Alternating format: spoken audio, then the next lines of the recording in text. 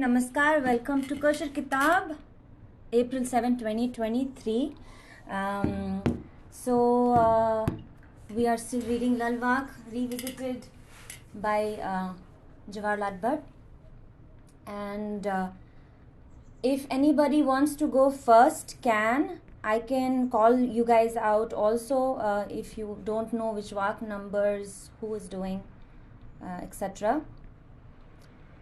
So who wants to go first? I can go. Perfect. What we're going to do is today we'll do one Vaakh per person and we'll rotate like that instead of doing three each. That way we'll keep the balance and make sure everybody gets to get at least one of theirs in. I think Meera is not here, so we'll hope she'll join as we get around. Okay, go for it. Okay, 1 second. I'm trying to make it as big as possible. हाँ, you can make it big enough, but also the translation वो नीचे वाला बहुत useful रहता है. Oh, yeah. Someone's at the front door. Oh, Which number is it? This is 109, Vaakh number 109, okay. Okay. So I actually have to leave at 6:30 because I have guests, coming. But anyway, okay. So this one, 109. Let me see if I can get the. Okay, cool. Samar, Satar, Rath, Sihasan. So these are four, I think, separate words. Samar is a hand-propelled fan. Satar like a chhata, basically, Chhatri. I think over the kings, they used to use that canopy. Rath ka chariot. The Sihasan ka throne, like king's throne. Ahlad, Nertiras, Tul, Prank. The Nertiras ka, I think, theater. Basically, Natiras, yeah. Hindi but Natiras wala. Tul, Prank. Tul, the like cotton. The prank, I mean, according to this, either pillow or soft cotton filling. Bedstead kya though? Bedstead though, so we person, matlab support sort of thing for the bed, right? So I think this just means ki all these are they are symbols of royalty, if you wish, right? क्या मोइनित यदि सिथिर आस wine या wine क्या मोइनित यदि सिथिर आस wine सिथिर मतलब something that will stay, like the Hindi. One moment. Praying in Sanskrit means trembling. Means trembling? Trembling, yeah. It's a Sanskrit, praying. Okay. Or moving. Praying means trembling. Your voice is breaking a little bit. Could you repeat what is the meaning of praying? Praying in Sanskrit means trembling. You can check on online dictionaries. There's a great Sanskrit dictionary which everybody should see. It's online. It's sanskrit.cc. You can type in any English spellings or in Devanagari or any other way. It gives you all the meanings of a Sanskrit word. Or if you have an English word, it'll give you all the corresponding Sanskrit words. For example, you say God. And it's the most amazing resource. It's called learnsanskrit.cc. Okay. Okay, that's good to know. So praying in this case means something is moving here. What exactly is moving here? Is it the bedstead or tool? Whatever tool is. So the trembling or the moving Full of rain. Okay, of course there is charmer. Charmer is that stick जिसमें वो होते हैं जो old style fan in ancient India or medieval India. So maybe it could refer to that is what's being. Yeah, I think that's what it is, because in Kashmiri they will change the ch towards but the word is the same. Right. Okay. So yeah, that makes sense. So the meaning of the third line, kya moiniyat yet sthir sithir as wing, wing. It just means, do you think that they can last? All these symbols of grandeur can last you forever? Do you think that will happen? Kavzan kursi marnin sheikh. Kursi means to get rid of. Kasun, Kenjiwanan kursi, but get kasun. The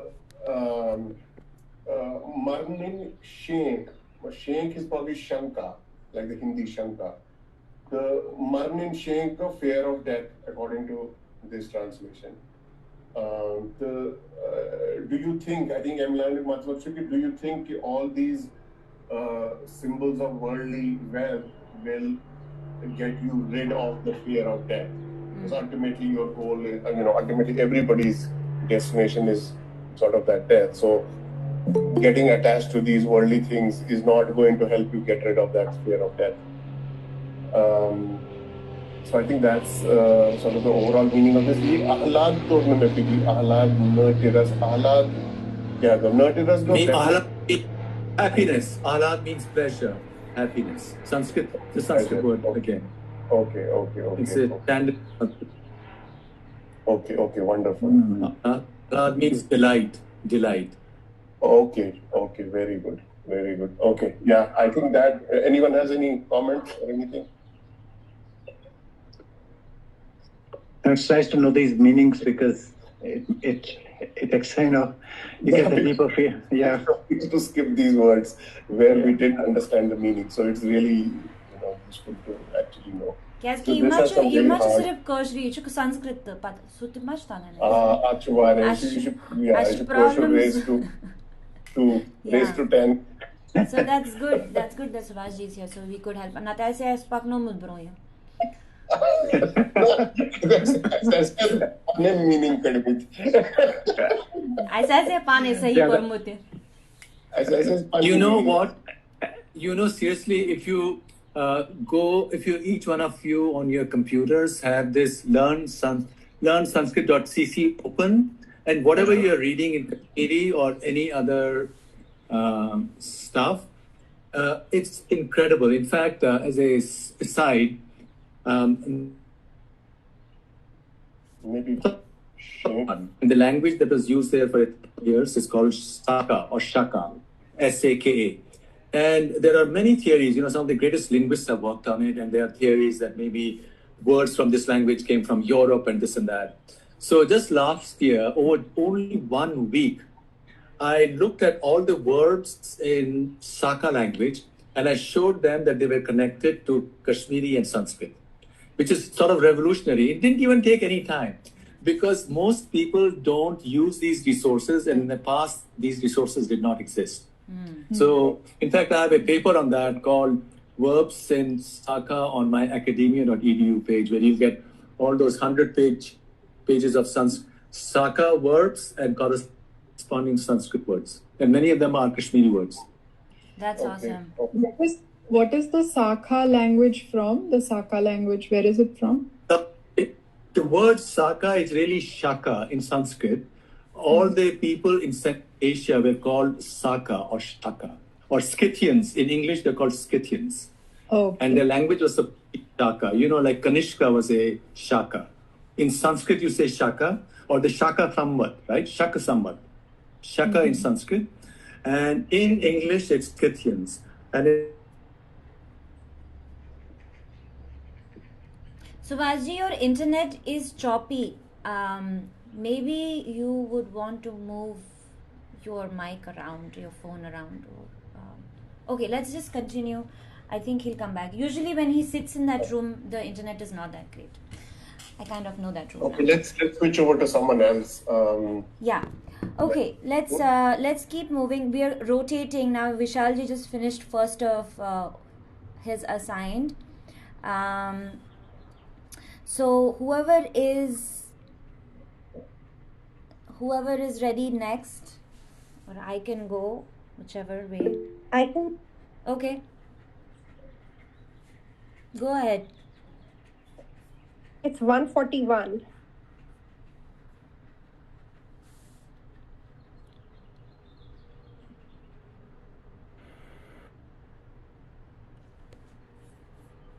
So Baji, we lost you in between. But we are kind of moving on.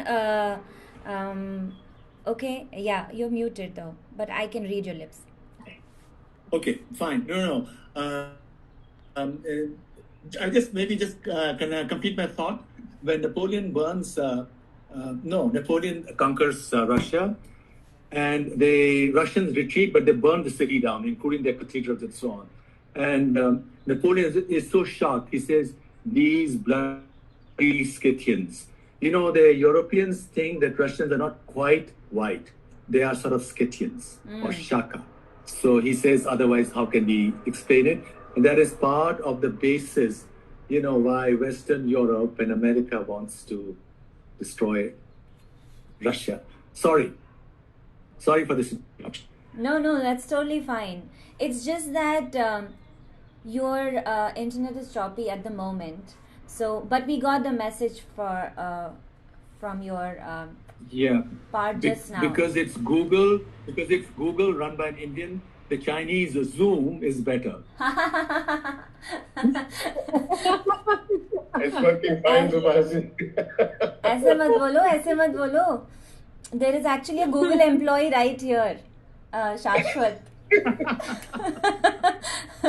He's very proud of what he does. Okay. He's crying already. He's sending tears. Be that somebody else.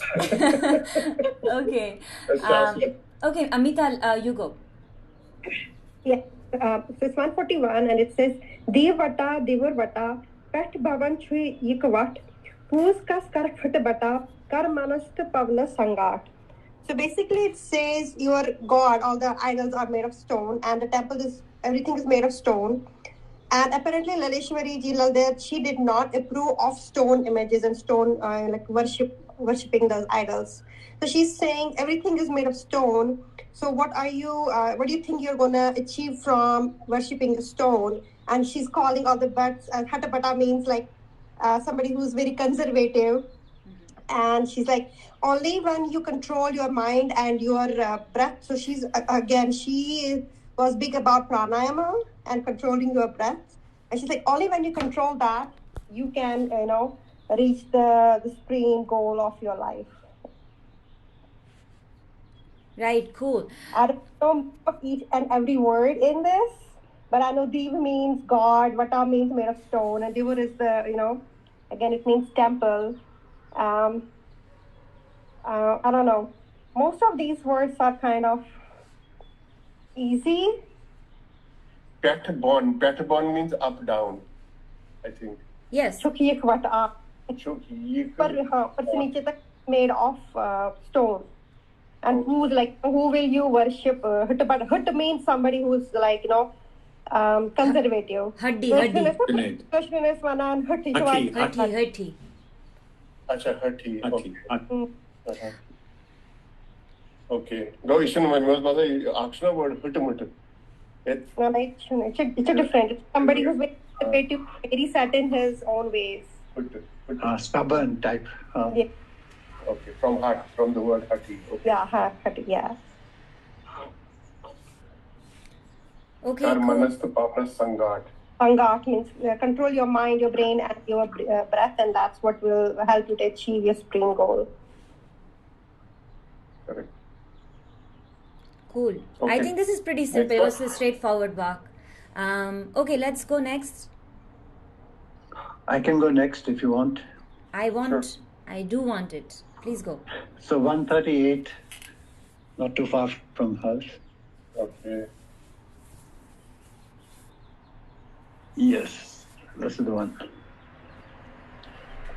Mudas pranun chui myav bal chodun. Mudas pranun chui murit gun ko. Muridun ko.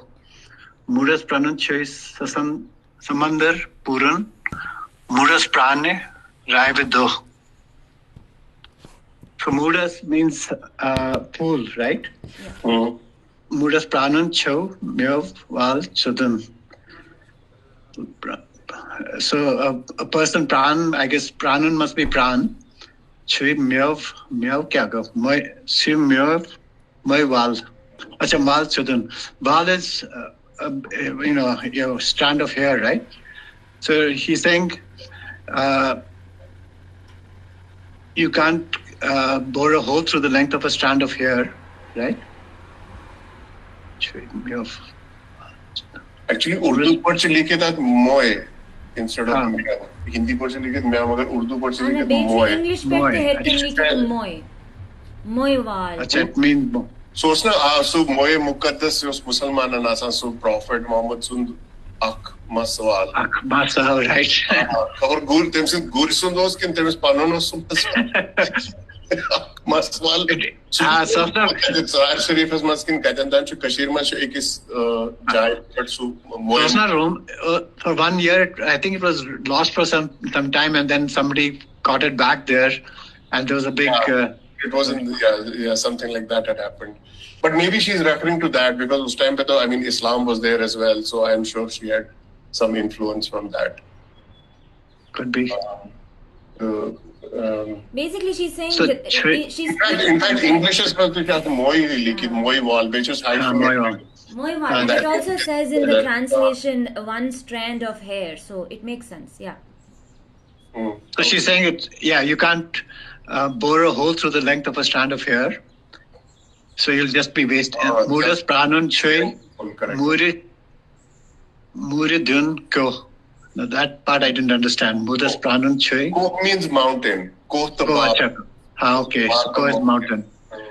So you can't basically, he says, you can't throw a mountain to a distance. Mudas pranun chui samandar puran, meaning you can't, fill up the depths of the ocean with your bare hands. So basically, she's trying to say what? What is she trying to say? That the way that they've explained it here is Lalla is extremely dejected with the conduct of the common man, who, in spite of receiving numerous indications about the transitory nature of this worldly life, with its painful end, goes on busying himself with it blindly and does not surprisingly heed to its real purpose. All effort brings him round, seems futile to her. So in a loud protest, she says that these misled and misdirected fools cannot be brought round to follow the actual practice of life, and compares the futile exercise to making a hole through a strand of hair, or lifting and throwing a mountain to a distance, or filling the enormous depths of the ocean with bare hands. The straying man goes on repeating his involvement in the affairs of life repeatedly, life after life, suffering endlessly, knowing full well that his life is a rare opportunity provided him. And despite that, he just continues to do the same foolish things, which is going to get him nowhere. But this seems to be her common strand in a lot of her works, right?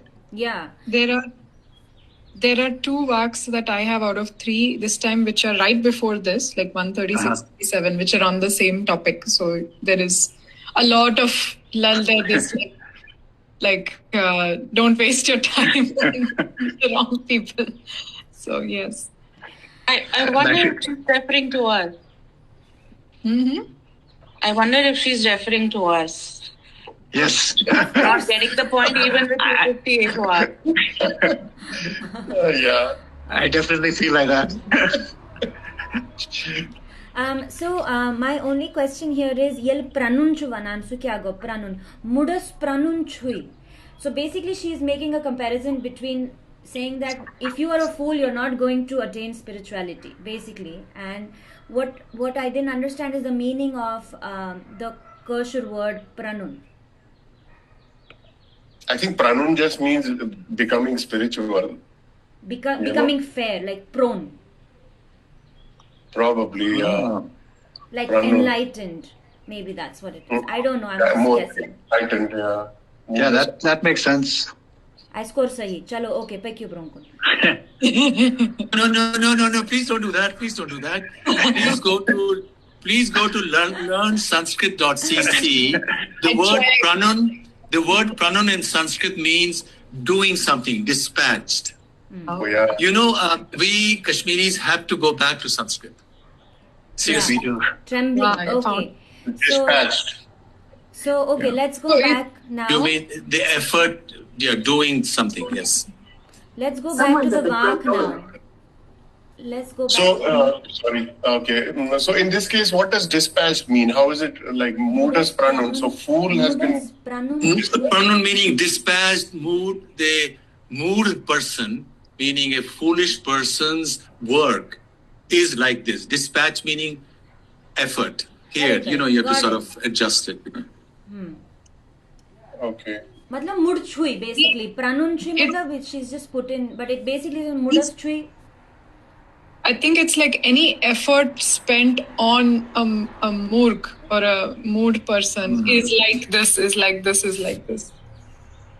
Pranun. Right. And of course, we must also remember that many of the Lal Vaakhs were later on added interpolation. So we don't know exactly whether this is one of the original ones or not. Correct. Yeah. So if we think that she's being too headmistressly, being too tough on us, then maybe that was interpolated later on. Also, because there is also reference to the strand of hair which is actually come up after the Muslims came in and all that. So maybe later on. So yeah. But that strand of hair is believed to be Muhammad's, but that's venerated. That's not to be. A hole is not to be drilled through it. So that I don't think you can connect the two of them. Okay, cool. Sounds good. No, I think I think what Amrita was trying to say is, so the author says there was a disciple of Lal, that's the Siddh boy, who then also added Siddh boy, who also then added. So usually Vaaks which have use of Persian language or any reference to Islam, usually the Puritans believe that those have been added on, which is why some books do not capture the same words. I think. No, but in the very first line, all the words are Sanskrit. Chadun is also Chedan. Chedan in Sanskrit means to drill. Ched karna. So I think all these words, we haven't been looking at that. That makes sense. So these words are really Sanskrit. Yeah, I think this makes sense. I mean, I think it is. Yeah. It isn't saying anything about Muhammad here, because she's just saying it's as futile as trying to make a hole into a hair, into making just imagine trying to do that. Like splitting hair. Yeah, like splitting hair, but it's worse than splitting hair, making a hole through the hair. But I mean, during the time Lal Vaakh was there, Islam was already there. Islam came in the 7th century. That's true. No. Islam came to Kashmir maybe in the 11th century or 12th century, or 13th century. 13th, yeah. And these, and all those worship, etc., that probably came in later. This whole cult of Muhammad's hair is it doesn't go back to early Islam. And in any event, Islam was not there in the early parts of it coming to the subcontinent. It came to Kashmir after it came to North India. Yeah, I heard that there was the Shahi Hamdan, right, who was like from Swat. He was the spreader of Islam in Kashmir. And I think either Lal Vaakh or somebody else used to have these, I mean, that's the story. She used to have these discourses with him back and forth about religious. It was not so much religious at the time, more spiritual. Is that true? Like, these are stories, of course. Yeah, stories that have come up to show that Hamdan was a real man, and so then she jumps into an oven. This is people, because the Muslims also claimed her. They were trying to say that that was the first real man he saw, because otherwise she won't wear any clothes and so on. These are stories that come up all the time. Yeah. You got to sift through. Yeah, and that's why we've discussed this before also, that Kandras Chasan Lalladun photo patkin. Okay, So, let's so go. one more question I had here. So in the first three lines, she's using Mudas Pranun, right? And in the last one, she uses Mudas Pranan.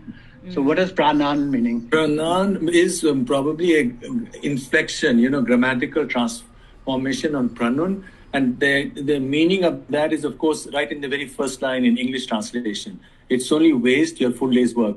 Pranan ravi doho, lost. Okay. Lost your days. Okay. Yeah. That meaning has been stuck to the first one.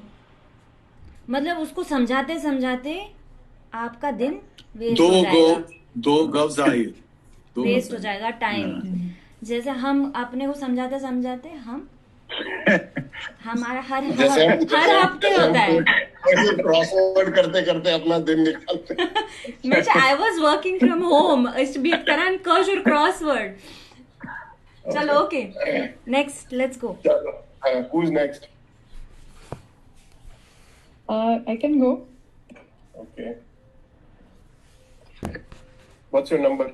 133. Ashikoidi.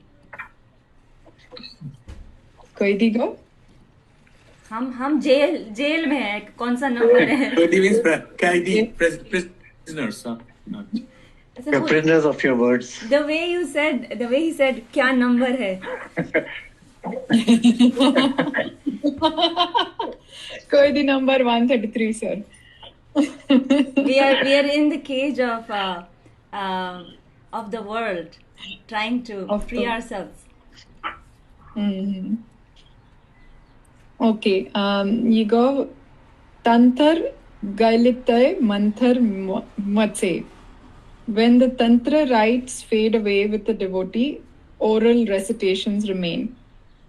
Manthar Gailitai Matui Tyat. When these also melt away, the mind remains. Tyat Gailitai Kehtina Kune. When mind too melts away, nothing remains. Shunya Shunya Milit Gau. Everything merges with Shunya and becomes part of the Supreme Shiva. So I think this theme we are very familiar with, right? Where you can start with some external practices or rites through which you realize Shiva, then those sort of slowly start to become internal to oneself and just part of your stream of consciousness almost. So I think that's the theme of this Vaakh as well. It doesn't say Shiva in the very last night. It only says that Shunya mixes up, merges into Shunya. But of course, the whole idea is that the mind is a product of the body, and the light that falls on the mind is Shiva. So that's in that indirect sense that you merge with Shiva, because your mind fades away, and what remains then is just the light. Nice. So she seems to be going through the process of self-realization. You're going from one stage to a higher stage to an even higher stage, right? That's the impression I'm getting. Yes. So you start away with your initial rites, then you go, that fades away and becomes more into your mantras, and from your mantras you go away, remains only your mind remains, and then you transcend the mind itself to reach your true self in the Shunya. Shubhashi, could you repeat the body, mind, light thing again, just once more, please? Okay, and the special thing about Kashmir Shaivism or Vedanta is that we are, of course, our body, right, in this world, but our mind is a part of our body. It's also an instrument. Mind, man, buddhi, ahankar is called the instrument of which guides us. That's our cognitive instrument. But by itself, body cannot create consciousness. Consciousness is Shiva. Consciousness is the light which illuminates our mind. So unlike Western thought, where in some sense people hold on to their body, and that's why they imagine a a paradise with pleasures and so on and so forth. In Kashmiri or Indian thought, the idea is that that light is available to all of us all the time, if only we were to change our perspective and see the Shiva that we are. Shivoham, Shivaha aham, I am Shiva, right? So everybody's Shiva. It's not masculine. Shiva is the light. And so all of the practices, whether you read Laleshwari or Abhinav Gupta or Utpal Deva or anybody else, they are about how to go about, beyond and go within yourself, and through the grace of the goddess, because as you go within, as you try to approach the light falling into the mind, that's when the Prakriti is visualized as a goddess, and that goddess guides you to the light, and that's when you get all these siddhis and capacities for unusual things. So everything, this is Kashmir Shaivism is a tantric process, and tantra means when you go within, because there are two ways. One is to do outside sadhana, you're doing puja or this or that or mantra and so on, while Kashmir Shaivism is going within and measuring it. Of course, you can still do mantra and so on, and measuring looking at the very architecture of your being. And that's where the goddesses come in. Truly, I'm telling you, it's the path of the goddess. That's why you're either Sharada or Sharika Devi or whosoever else your Ishta Devi might be. So the path is the path of the goddess. So in terms of comparison between Kashmiri Shaivism and Advaita Vedanta, right? Both of them talk about Prakash, but I think Kashmiri Shaivism has Prakash Vimarsha as well as the two.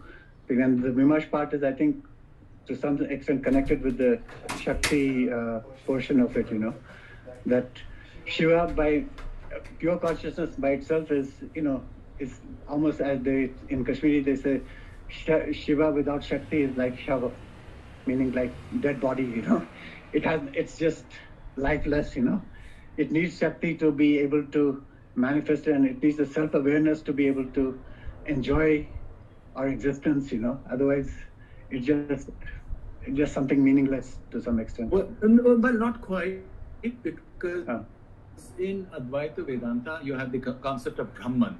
Brahman by itself doesn't do any activity, so Prakriti is to come in, right?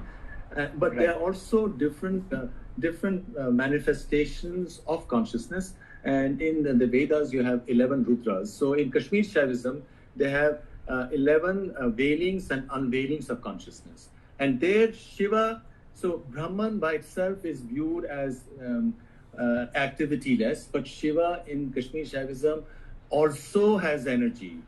So that is the difference. So it's in our visualization, because after all it's all para, so we don't know that this is indeed, that's the only way, because we are using our words in our embodiments to talk about something which is transcendental. So in Kashmir Shaivism, we also believe that Shiva is an active thing, while in a lot of other things, for example, in Durga Puja, you have Kali, but Kali is dancing on the body of Shiva. The idea is that Shiva by himself doesn't do any activity. He only projects his power, or consciousness only projects its power through the goddess, which is Kali, time there, visualized as right. Time.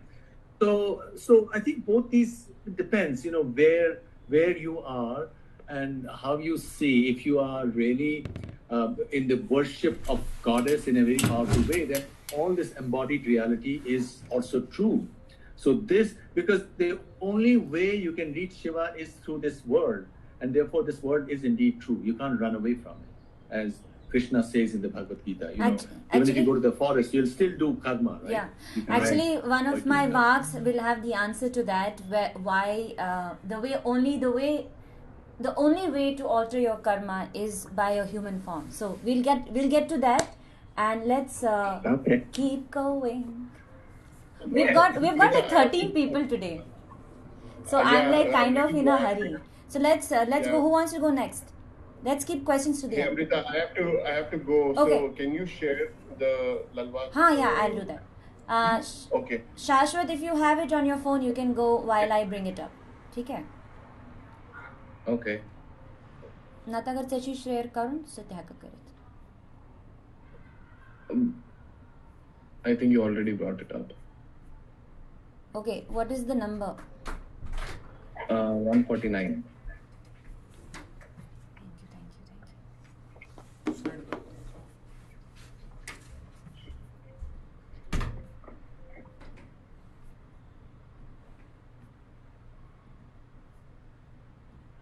Hi. 49.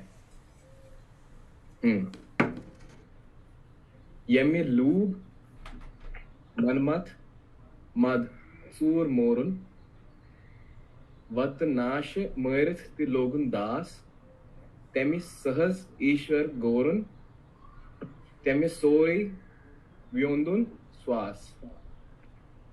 इनमें वो कह रहे हैं कि yummy lube Manmath मद चूर मोरन.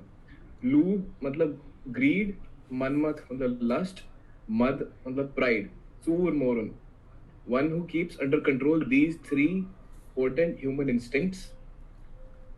Vat nashe merit ti logun das, and yet exercises down to earth humility, performs like a true devotion of Lord.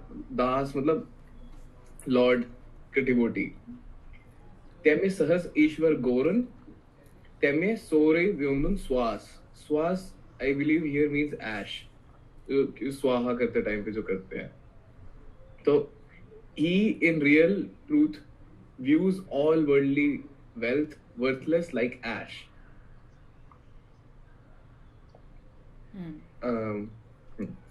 बस. Yeah, basically the same theory that we have seen in the past. Was there anything more in the description, in the details, or I think it's kind of straightforward. It seems like. Yeah, it was like these things written in a different way, but more or less the same thing. Yeah. Okay. Anyone wants to go next?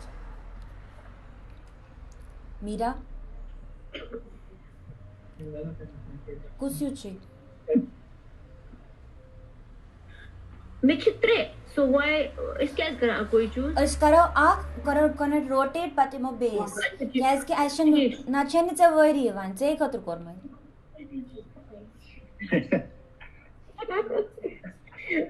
Ilkar को पनन favorite was 123 Chunan favorite.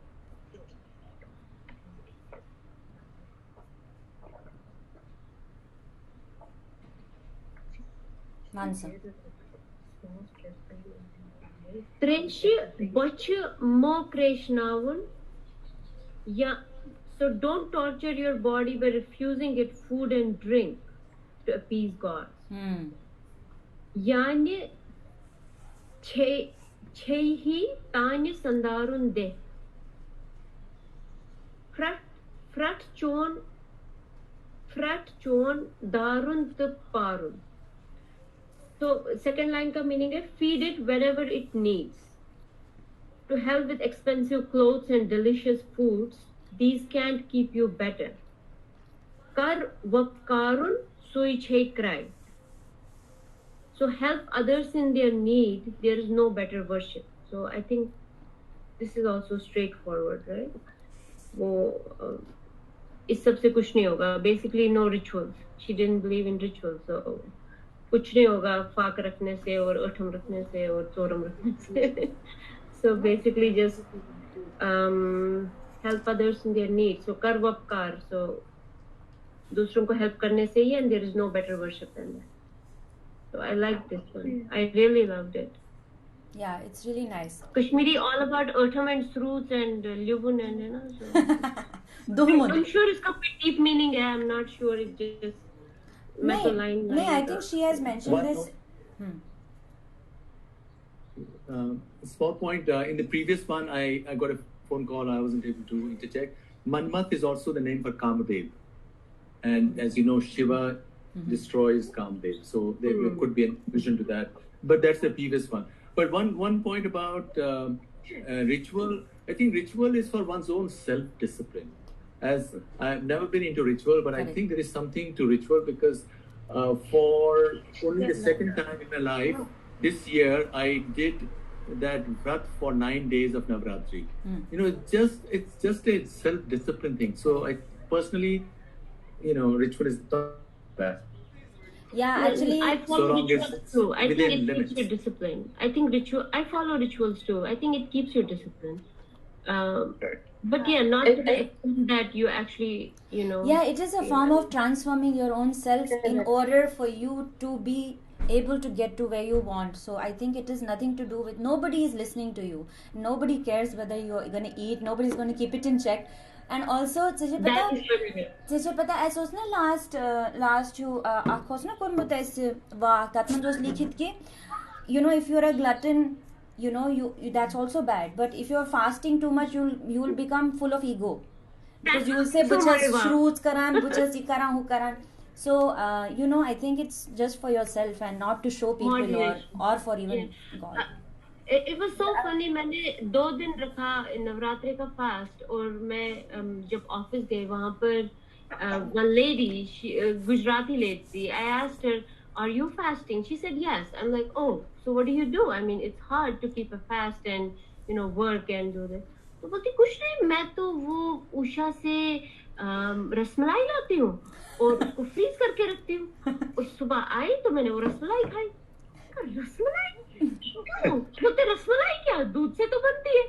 तो मैं सुमित को बोल रही हूँ, Sumit, God, like हम लोग ऐसे सोचते हैं ना कि छोट ये, I don't think anybody is watching. It's just your own thing. It's only for yourself. Whatever you're doing with, you know, whatever. It just It's doesn't only matter. for yourself. Yeah. Yeah. Chalo, okay. Badi Brunkun. Arti I think hasn't gone yet. Yeah. Mine is 155, something on the similar lines, and I always get the ones with the rituals, so there goes nothing. Kush, Posh. Sorry, Kush, you too? 155. Okay. Kush, Posh, Tel, Dweep, Zal, Na Gache, Sadbhav, Gwar, Sadbhav, Gwarkat, Yusum, Manihe. So one who follows in earnest faith the word of his master and meditates on Shiva. Now I understand, thanks to Subhashi, why it says meditates on Shiva. Okay, another learning. So, Shambhuhas Swarinyat Panne Yase Soy Deep Soy Dabse Sahas Krayanazye. So, whoever meditates on Shiva, and Shiva being the light, that's the real and your way to reach to the God, gains full mental stability and is free from the dread of dread. So Kush is the holy grass, I think, the one that we Shivratri Puja, maybe we use it sometimes. I've heard it. Vushka. So you Vushka? हाँ, but it's also called pusha grass. वो जो उंगली vushka called, right? जो what you wear. So that's darab one. But Darab. Darab. Kush is like the what sticks. Who you make those lines, right? It's like I know. 21 कुछ बनाते हैं and you also stick like grass. So got darab. Pusha is that. So basically, the puja samakri that we call of flowers, oil, deep, etc. Again, going to the ritual should not become the whole being of your way to worship. They're like symbolic of offerings, an offering of yourself. Even if you just chant or meditate on Shiva, it is good enough. That's something that will help you gain stability. That's all. Simple one. What does it mean to meditate on Shiva? Also, welcome to Pratika. Pritika, sorry. She just joined like 5 minutes before we started, so I just added her. So she's our newest member. Shruti got her in. So okay, hi, welcome. Yeah. So, can you tell us a bit about yourself? Oh, hi. I came to US in 2015 and I was in Maryland for 6.5 years, and now I've moved to Pennsylvania. I did my PhD from Johns Hopkins and now I'm doing a postdoc at Lehigh University. So, yeah. Cool. Okay. Yeah. What field? Chemical engineering. Polymers. So like PhD I looked at medical adhesives, or abhi my work is going a little bit into tire manufacturing. So, yeah. Okay, the question Nice is, target. what does meditation on Shiva mean, right? Yes. Okay, first of all, who is Shiva? So basically what it involves asking yourself, who am I? And there are two aspects to it. One is, of course, the autobiographical self. Okay, this is me, or this is my gender, or this or that, social self, right? But those are only, they're not the real core person, core that one is. So, right now, of course, as you know, in the United States, any young person can say that, well, yesterday I was a man, today I'm a woman, and so on. So even gender is not the kind of a fixed thing it used to be, right? So the real core awareness, when supposing you suddenly wake up, at that time you're not aware, you don't even remember who you are. That awareness within which everything else falls, right? And then it falls in neat little places, and then we know this is what we are, this is what I have to do today, I have to work on this paper, or I have to do this. So those are the social expectations of us, right? So the real core awareness is what Shiva is. And how do you know what that core awareness is? For that, you have to turn inside. All these practices that we have of Spanda or Kaul practices or Krama practices of looking into how our consciousness arises and dissipates and merges from one to another, that the dance of Shiva within ourselves is then to go within, and through apprehension of awareness within our own self, which is mapped into the brain, whole body, the various chakras, and the three central ones are the one on Brahma, the Mooladhara chakra, the one on Vishnu, right in the middle, and the one on Rudra, which is about Shiva. So on these, to go to the very heart of one's being. And it's a dangerous path, because while you're doing it, you're also questioning everything that gives you comfort, your social self, that is. So this is what Shiva is, the path of Shiva. And for that, you have to purify yourself, because you have to have ethical and moral boundaries, right? Because you can't give up everything. And that's where stuff comes in. How do I do it? And why you need guidance? Because if you didn't have guidance, you might get lost, as Gopi Krishna mentioned in his book Kundalini, right, in his autobiography. Yeah. So basically, then Shiva is to go within, and it's a kind of a universal thing. It's that light which is in all life forms. There is a light, there is awareness. So how do you go to the awareness? And then there's a difference between this view and modern Western neuroscience view. In modern Western neuroscience view, okay, we have consciousness, but it's a kind of an accidental thing, a product of your brain. In Kashmir Shaivism or in Vedanta, this awareness is the whole cosmos. You can call it Brahman, or you can call it Shiva, or you can call it Purushottam, whatever, right? So the moment you get access to it, because all that we know, all that we love, all that we do is in our consciousness, right? That's true. Everybody would accept it. But when you go to this point, that universal consciousness, the moment you have access to it, then basically you have access to a realm which is beyond your space and time. And that's where the Shraddha, the belief comes in. Because the Western modern neuroscientists would say, hey, isn't that being too extravagant, right? Maybe our minds, our consciousness are small things, right, in our brain. But what the Vedas say and what Kashmir Shaivism also says is that no, ultimately everything is contained within the body of Shiva. Shiva is everything, and Shiva is us, within us. It's the smallest and it's the greatest. So that's what it is. Yeah. The path to do it is Kashmir Shaivism, and Lal Vaakh talks about various things, they're didactic, do this or don't do that, but ultimately the practices are your own flight, so to speak. You have to fly within you. There is that inner sky, and that flying within you, and one can fall. If the wing gets split, you can fall and smash your face. And that flight is what Shaivism is all.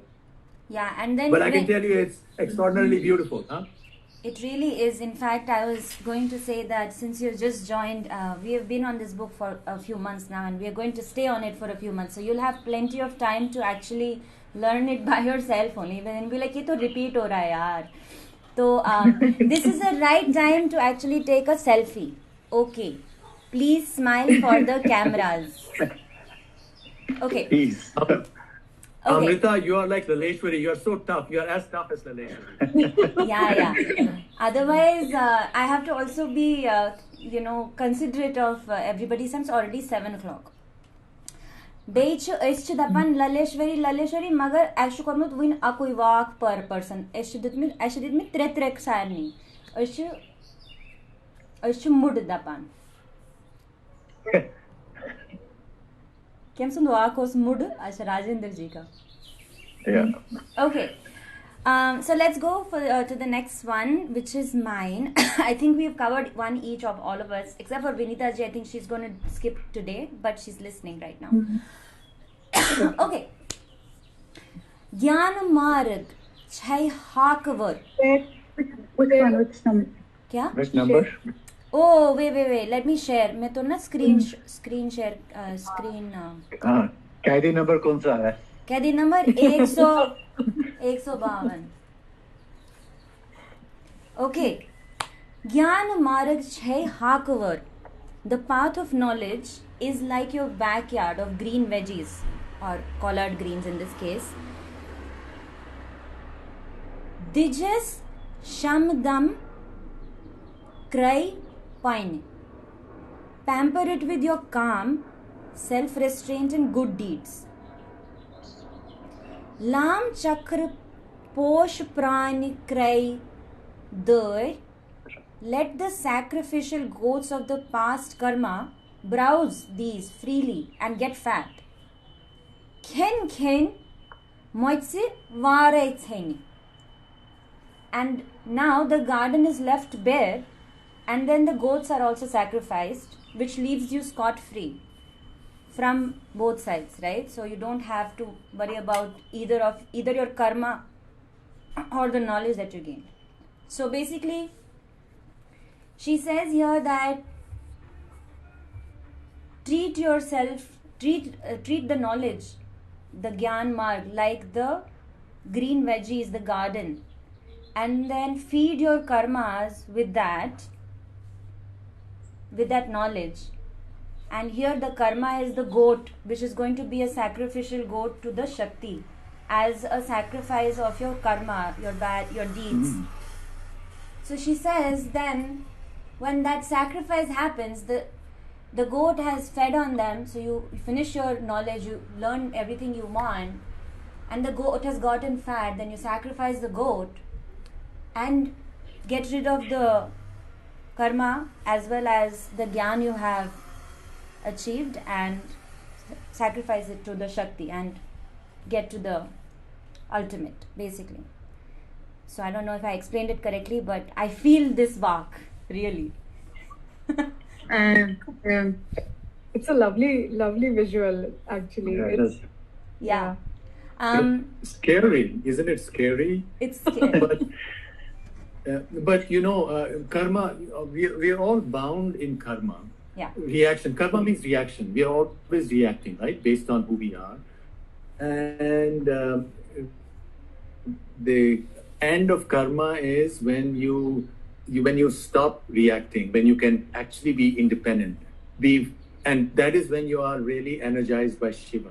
When you see the Shiva within you, that's when the karma chain goes. That's when you become free. And that is what mukti or moksha is. And that's what rebirth is. Not necessarily next life. It's right now. That is the meaning. That, okay, you are letting, you have to make that sudden, sacrificing the goat is to make that big leap, completely let go. You have to sacrifice yourself, meaning who you were in the past, because now you're comparing yourself to the goat, which has got to be sacrificed. And at that moment, you are reborn. I'm giving you some secret knowledge. Correct, This is rebirth in this life. You don't have to wait until next life. Correct. You can transform, and that's the program we actually, Subhashji and I met it, transformations. So in the description, it's also written about that, that your karmas are from your past life. However, you have to take a human form to transform it into worse karma or get rid of it. So everybody has gone once. So we are going to go into the second round, but it is 7 o'clock. If we go into the second round, we might go to half an hour more. I can do mine, and whoever wants to do, we can just quickly go through it, and then we can have a discussion at the end. Okay. Vaakh manas kwal akwal na ate. Word, thought, kula and akula do not exist there. And in this kula and akula, she means, in the description it's written, Shakti and Shiva, basically. Kula and akula. That's what she mentions. See, we Kashmiris are calls from Kula. Kula means all the gods and goddesses together. That is the projection of Shakti, right? Mm-hmm. So, family of gods who hold our inner sky. That's why we are calls. My mother is a call, for example. Mm-hmm. Yeah, and Akul is, of course, just the light. Mm-hmm. Yeah, so she has mentioned that Akul is Shakti and Shiva, but she also mentions, he actually, the translator, he mentions that what Subhashji also said, and I was going to come to that, ki Kul is basically family. And Akul go me mashit when gaso stort, but let's finish this Vaakh. Swapi madre aitin pravish, the silent meditative process and the yogic postures also do not get admittance there. Rozan Shiv Shakti na aiti, even Shiva and Shakti do not abide there.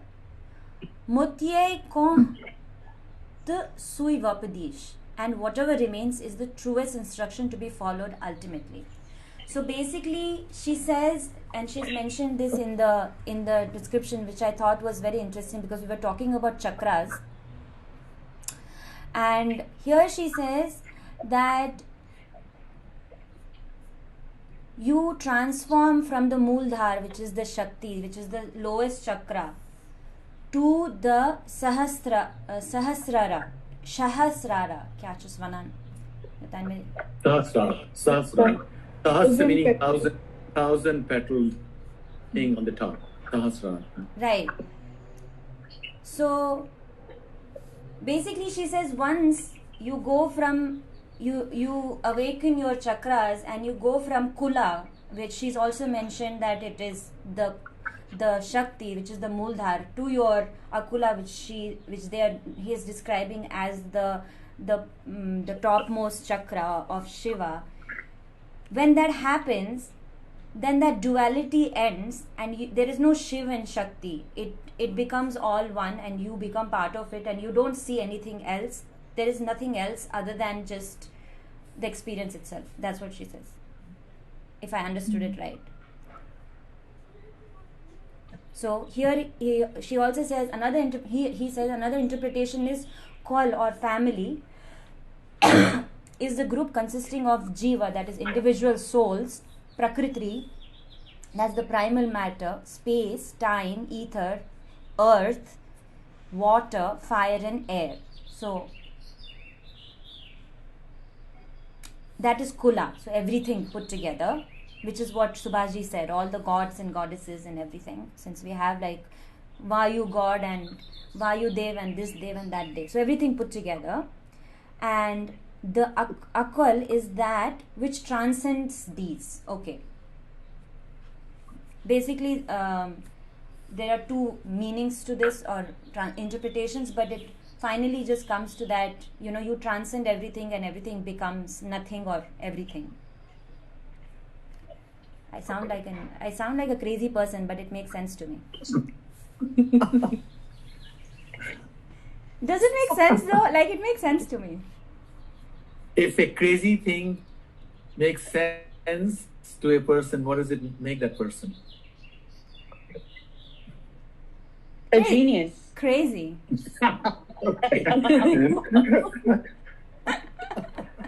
Aarti is trying to save me, but okay. Thank you for that. This should be another Vaakh actually. Like this riddle itself should be one. Yeah, we're getting better. We're making our own Vaaks, and some other day someone will listen to this recording and say, "Oh, this got done in the 22nd century. The 30th century Vaaks were being read."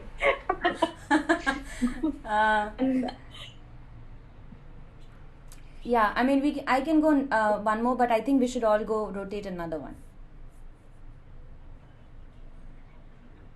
Yeah. Who's going next and which one? I could do. The thing is, the next two of mine, I think, are companion. Just do both then. Yeah, do go for it. Like, one kusuchu. 136 and 137. Okay. I think as just a mood wala topic, it's all. Mood. Who showed up?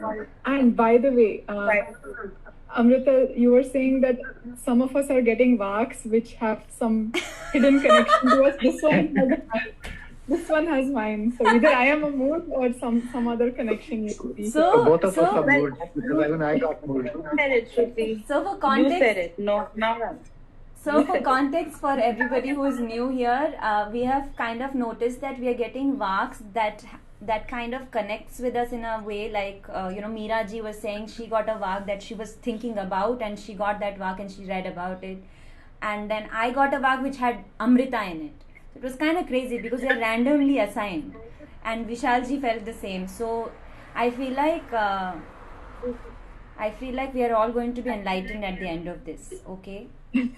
Cheers. Let's go. Okay. Yeah.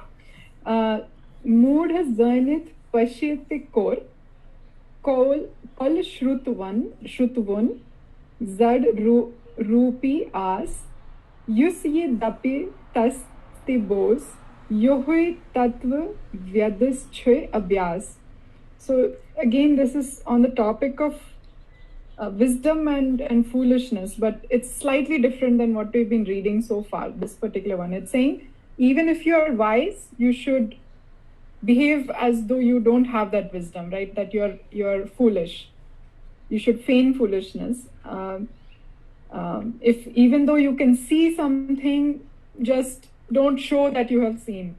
If you can hear something, don't ऐसे बताओ मत कि तुमने सुना है. Like, you're taking in all things from all your five senses, but you're not showing that I know or I have this wisdom. It's sort of kind of suppressing the ego. That's what I read into it.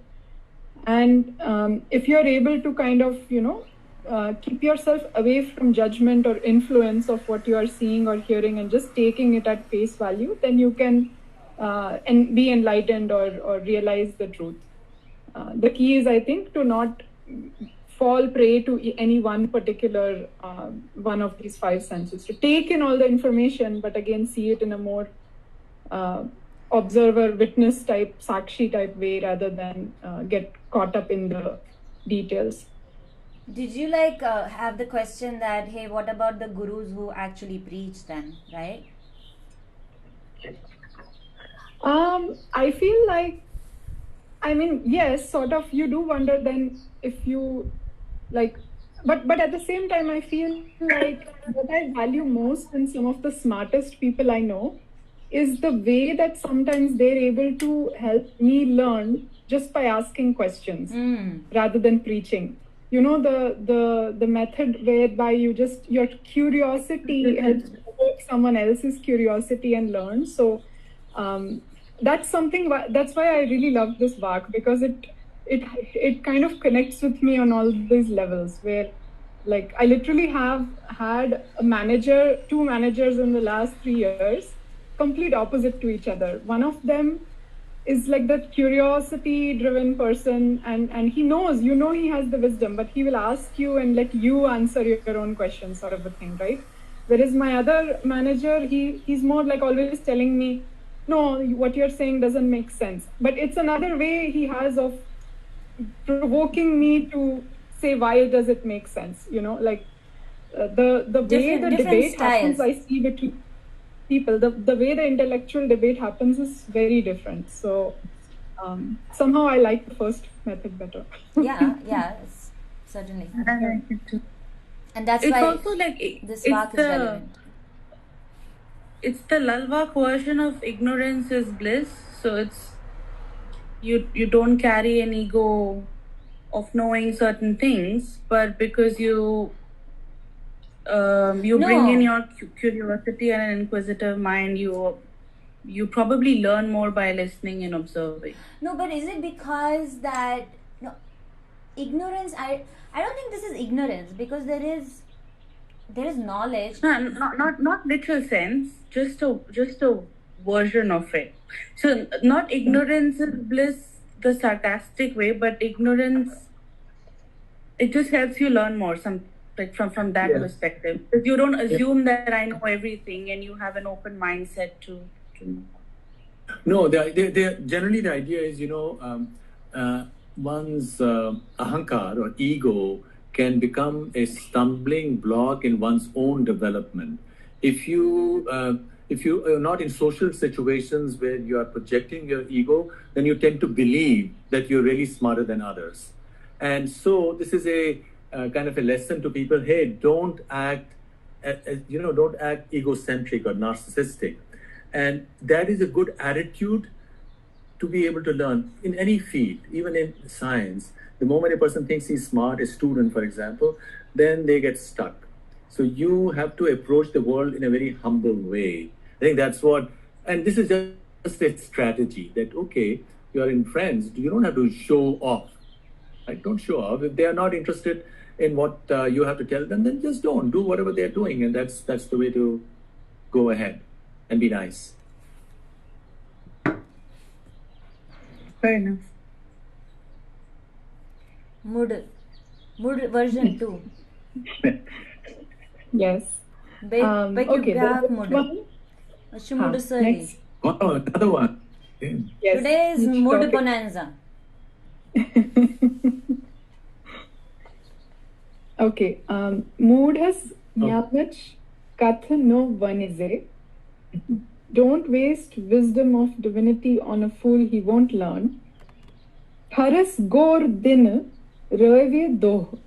Don't waste a day feeding a donkey on the molasses. It won't like them. Syake shathas byol no vivize. Don't sow seeds in a sandy river bed. They won't become shoots ever. Yajan revitil. Don't waste oil in making bran cakes. These won't roll. So this is back to your version 1 mode. Is Yeah, this was a companion Vaakh with what Rajendra ji was. 138, I think. Yes. Okay, so then moving on to then keep going with okay, thank God, no more mood, because this was his. Okay, ठीक छो तेल करो राजेंद्र जी से, since we are right here, or are you? Okay. Yeah, I'm here. Okay. We can go to 139, I guess, is the next one. ठीक छो. Rut Krut Suri Vizyam Kanant Bosan Achan Bave Oruk Dapun, Yelib Vandu Guzim, Ratandeep Praslayam, Barzanai, Vavai. Okay, I don't know all these translations. Rut to Krut means good and bad. Sore Pazyam means welcome everything, whether it's good or bad. Kanana Bozan Achanna Bhave. So I'm unable to see and unable to hear. Oruk Dopun Yele Vande Vuzyam. So Oruk Dopun. Oruk Dopun, the voice inside me, he's saying. Oh. The voice inside me speaks that my inner self will glitter. My inner self, okay. Yelavad Bajam, okay.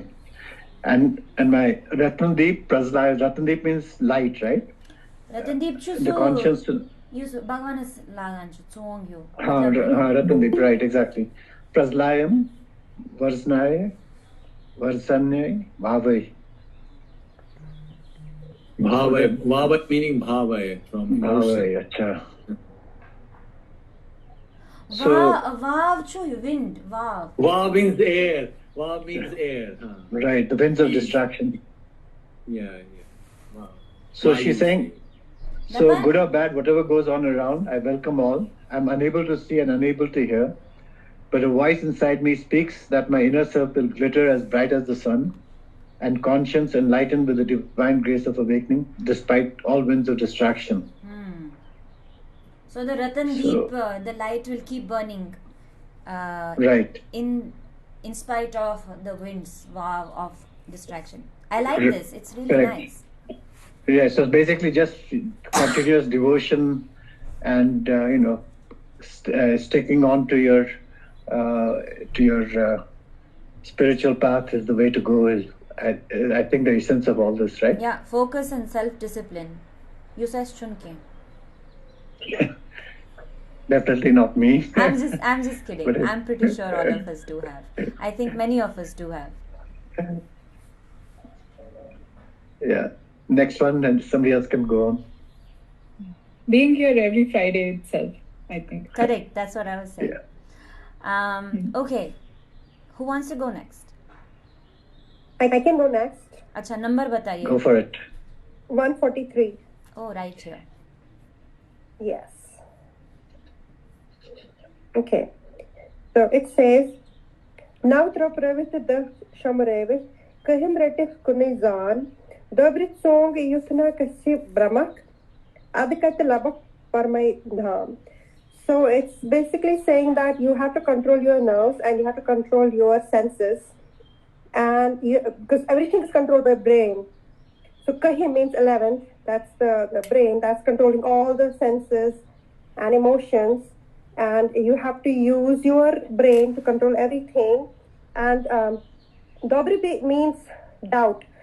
So don't use your doubt to get confused and to get lost, and otherwise you will never attain your ultimate goal of Shiva, because everything that Laleshwari talks about is about Shiva, attaining the ultimate goal of understanding and reaching that goal of meeting with Shiva. So that's what I understood by this one. Hey, does anybody have any questions or anything to add? I just keep forgetting what these 9 and 10 are. So 5 senses I know. Okay. 5 senses I know. 5 senses and 5 emotions. 5 emotions is so happy, sad, angry. Is it love and Sorry, in the so it is lust, anger, greed, attachment, and pride. So, yeah. There are 5 emotions and 5 senses are smell, taste, touch, hearing, and sight. So those are the 10. Okay. And everything is controlled by 11. That's our brain. Okay. And what are the 9 doors? 9 orifices in the body. 2 body, eyes, 2 ears, nostrils, nostrils. 2 nostrils. Got it. Yes. Okay. So basically, interesting. Yeah. So Dapan shut everything is maram na. Shachu na yon. Shachu yon, zaruri. Teachers bit vanan. Tatich temiz den gets pranayam. But she's saying Pranayam, of course, means ayam. Pran ka ayam, the stretching of breath. Oh, so like because when you inhale, the place that you hold the breath is where you get the pratibhikam. Oh, okay. That makes sense. Kind of. No, that's just a focus. Holding, there's no specific place. It's focus, right? It's this exercise. But curiously, there is one study, and you will probably be able to find somewhere on the internet, which says that almost all animals' lifespan is equal to 100,000 times the number of breaths. So that's why yogis live longer, because they stretch their breaths. So animals, or heartbeats. So animals where the heartbeat is much faster, they have a shorter lifespan. And the ones who breathe slowly have a longer lifespan. That's like your concept of battery charge and discharge. Right. Wow. But please don't breathe too slowly. Please don't breathe too slowly. You might forget. I wanted to add something to this walk. So, as per Laleshwari, she considers all these senses, emotions, and our nerves as ego. It's everything is considered as ego. So, like, don't have this ego in yourself. That that's why she says that Dobrit song yutna gasak bremet. Don't have that ego that they're going to help you to achieve your ultimate goal. It's not that; it's your mind that's going to help once you control that. Well, not necessarily. The indriyas, the 5 indriyas are what? Taste, smell, sight, hearing, right? And touch, right? So it's not ego here. The problem is, when you watch TV, it's not your ego. The indriyas can themselves control your life. Your indriyas get attached to the outer world in a fashion that you can't separate yourself. And then you are lost. You're not then doing what you ought, which is on your own journey of self-knowledge. And that's why modernity is so dangerous, because you have powerful anchors through your indriyas. You can listen to music. There's some people are listening to music all the time, morning to night, or people are watching either YouTube or TV. So the control of your senses. These senses themselves take over your life. So you have to detach yourself from the senses also. Yeah, I think that's a good point. You mentioned that, like, the senses are what connects you with objects in the world, right? Absolutely. Whereas you want to go back to the subject, which is the main aim of all this, all your pranayama, all these, right? Yeah, beautifully put. So objects, all these senses are outwards. Everything is outwards, and the subject is inwards. So from bahir, from outside to inner, and how to do it, and that's where you need, because of the distractions, the outside things are so powerful, seductive. So how to step back and be connected, and especially in America, because here they also add chemicals. All the chemicals. 60-70% of Americans are on some chemicals or the other, even young kids. So they also make this separation from the outside difficult, because you become dependent on these chemicals. This actually answers my question now, because I was like, is it the shwas itself? But actually it is smell, because smell, it can also be enticing or distracting, yeah, which makes sense. Okay, that was well put. And expensive too. Perfumes are very expensive. Yeah, perfumes are really expensive. Oh, nice. I can do the next one too. It's 144. Go for it. Okay. This one was kind of hard to read, but I'll try. Such a fast. So that's var. It's varia. Meshun pigri taran. Yelsa vanancha. Okay, but it's brutal viral at perimeter. I'm kind of used to reading them. Param solid Palun Dorlab, Sehas Garun Sikhant Kroot, Abhyasik Ganre Shastra Motum, Chintan Anand Nisham Gom. So it's like a lot of us like to read books and scriptures, but it's very hard to follow what exactly they tell us to do. Sehas Garun Sikhant Kroot, I think it's, it's not practical for most of us to follow all the scriptures, but what Lala tells us that once she actually followed those scriptures, she forgot what they taught her, and that was her way of attaining the moksha, because she practiced it, and she forgot that's what the the translation says, that once she actually practiced what the sayings, she forgot what exactly the words were, and that helped her to attain the moksha. Because she became one with them, and she couldn't it became part of her. Part of her, basically, yes. Because she was living it. It's almost like how once you preaching, yeah. It's kind of like once you've internalized the alphabet or the number system, it's like second nature to you, I think. Yes, exactly. You think about those, when you dream in those letters or whatever she was doing, uska pura thinking, talking, everything was based on whatever she was practicing at that time. Gainirai kya go? Gainirai. Depth. Huh? Depth. Like intensity. Gon. Like gon. Ghana.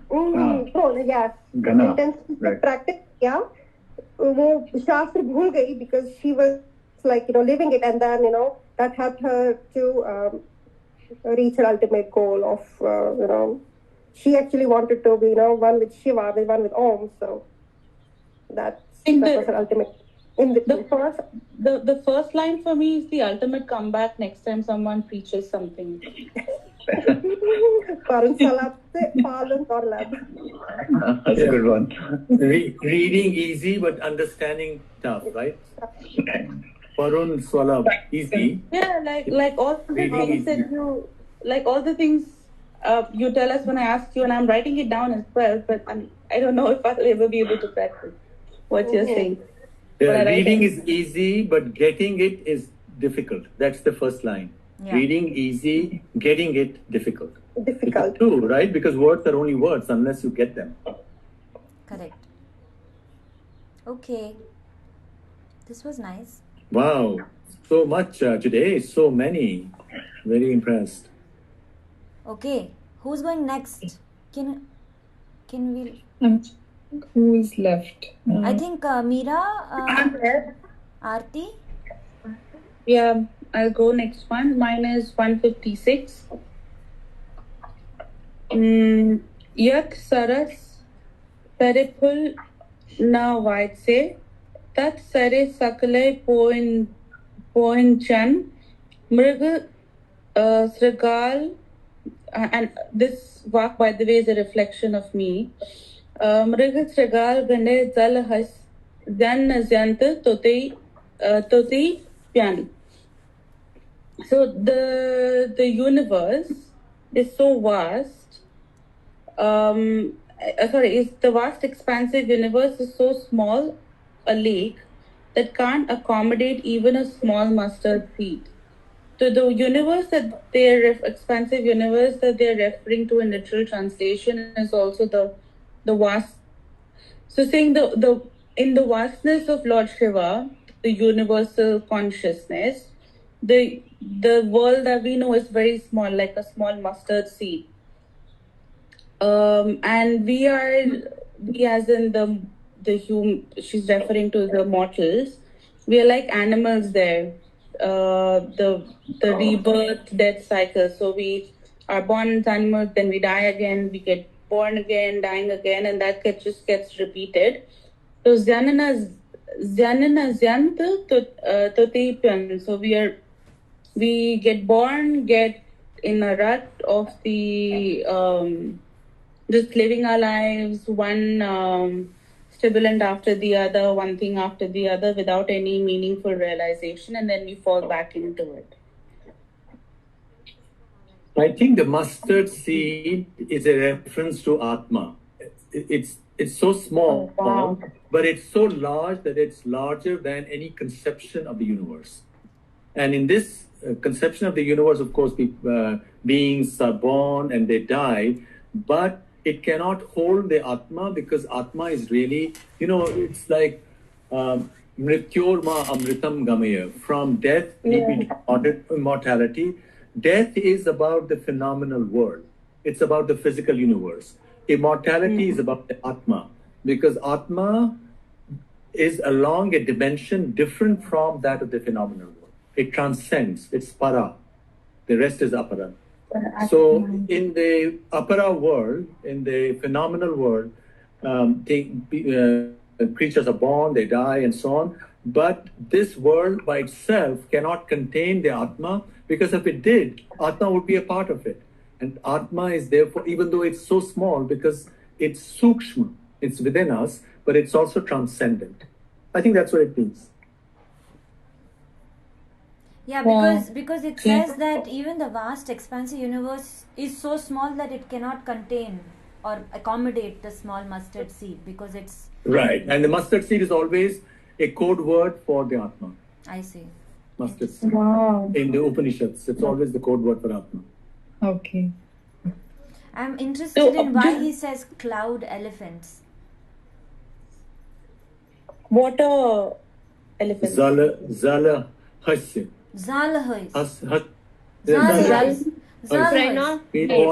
Water. These are imagined elephants who are in water. Creatures, fantastic creatures, fantastic elephants. Got it. Okay. ठीक छो. पर क्यों? Meera, which one? Why mustard seed? Mustard seed को आत्मा क्यों? क्योंकि एक रहस्य है ना, हम इस जीवन में रहते हैं तो आत्मा कहाँ है? तो इसलिए उपनिषद में ऋषि कहता है कि आत्मा आपके भीतर है, जैसे तिल का सीड होता है, बीज होता है, बहुत सूक्ष्म है, भीतर है, उसको ढूंढिए, वो इतना छोटा है, जितना भी छोटा है आप कल्पना कर सकते हो, उतना छोटा है जो आत्मा है. तो लेकिन इस उपनिषद में ये भी है कि छोटे से छोटा और विशाल से बड़ा विशाल. इसमें इसको कहते हैं वो विरोधाभास और paradox. There's a paradox here. And it's because of this paradox which in the Western mind is something, because the Western mind is all object-centered, they find it very hard to understand Indian wisdom, because Indian wisdom is all contained in this paradox. कि आत्मा छोटे से छोटी है, हमारे भीतर जो है, it's equal to the whole cosmos. And what that means is that this Atma, our consciousness, all that we know, all that we love, all that our knowledges, equations, our possessions are actually in our consciousness. क्योंकि consciousness में ही है, बाकी तो हम feel करते हैं. In reality, everything is in our consciousness. तभी हम कहते हैं ना, aham brahmasmi. Aham, I am Brahman. I am the entire cosmos. You see that? Wow, so lovely. So it addresses this central point of Vedic epiphany, if you will, or Vedic wisdom. I love which is that. Kashmir, I always say it's equal to Kashmir Shaivism, yeah. No difference. So because nice. Kashmir Shaivism says, in the very first sutra of Shiva Sutra, it says, Chaitanyam Atma. Chaitanya, or awareness itself is Atma. हम सब में चेतना है. जब आप जागते हैं, जागृत हैं, तो आप में चेतना है. Chaitanyam Atma. Atma is Chaitanya. And this was the greatness of Kashmir Shaivism. They made it so direct. कि आत्मा कहीं छिपी हुई नहीं है. See, that's what the Vedas say. It's like the til ka beej, right? We don't know where it is. We wonder. But so they've said, your awareness is your Atma. Chaitanyam Atma. Which means it's with you. You are always aware. You are always Shiva. But you have forgotten that you're Shiva. And you've shrunk yourself. You're afraid. Because if you knew that you were Shiva, then you won't be afraid. Wow. Amazing. I think we should end at that note.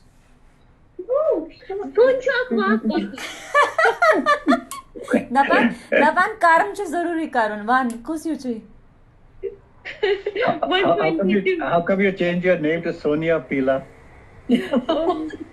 Long story. But yeah. Keep your questions to the end. Thuriu expenses. And it's kuch Vaakh number banat super sauce.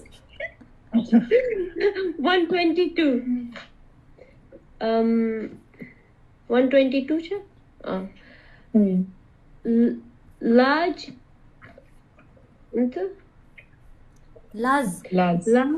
Large kasi sheet nivari. Trenzal karan ahar. So it provides you fabric wool to cover your shame and saves you from cold. Tranzal karan ahari means, and the poor creature feeds merely on grass and water. Yikim vopdesh korne hat bata yim achetan vata sachetan dun ahare. So who advised you, O crooked Pandit, to slaughter a living sheep as a sacrifice unto a thing of stone? What an unjust act. So it's same thing. Ritual. I'm a vegetarian in defense. Me too. Me too. So I felt so good about this. Na. I heard vegetarian. See, ahankar gas nikasun. That is true. Thanks, Amrita. It's fine. Totally, Amrita is right. It doesn't really matter what you eat. Everything is fine. Ahankar is the biggest obstacle. Amrita, thank very much. You are a good guru. Yes. Pride has fall. Mere ko bhi nahi hota ahankar. But after reading that, I felt so good. I'm like, okay, something is okay. Something is right. Like 7 years. I turned vegetarian 7 years ago. But yes, I like this one too. So it's the same thing. I think she's talking about rituals that you don't really have to sacrifice a poor animal. So you can do other things. Yes. But pride he can do other things like feed on the grass of my knowledge. And sacrifice a mental goat. And get fat. Okay, I love this session. This was so beautiful. Thank you everyone, and thanks Subhash ji for joining us. It's always lovely and thank you, enlightening to have you. Okay, the very best. Thank you, and we'll have it obviously every Friday. So we will have to note down who is doing what next week. But I think we should do it offline, and we'll just send it out. Yeah. How about somebody does it? Fine. How about somebody does it for me? Because I feel lazy. I'll send you the key. Let's see. Amrita, let's see, is one of the big obstacles in one show. It suddenly feels like an accountability team, keeping each other accountable. Adkya, bui karo, bui sozo, kyun parwai. So okay, I'll send it out on the group, and everybody knows. And I'll send one for Preetika. Are you interested in having some assigned to you to do it next week? Yeah, sure. Okay, perfect. All right, then. See you guys. Happy weekend. Bye. Thank you. Okay, Thank you. good night. Good night. Take care. Bye-bye.